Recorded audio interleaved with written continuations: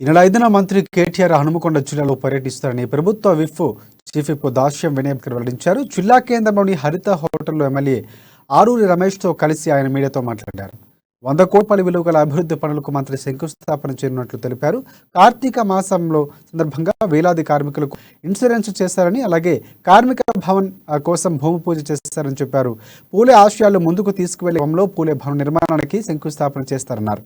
ఎన్నికలు సమీపిస్తున్న సమయంలో చిల్లర రాజకీయ పార్టీలు రైతులు రెచ్చగొట్టే విధంగా ప్రవర్తిస్తున్నట్లు కూడా మండిపడ్డారు.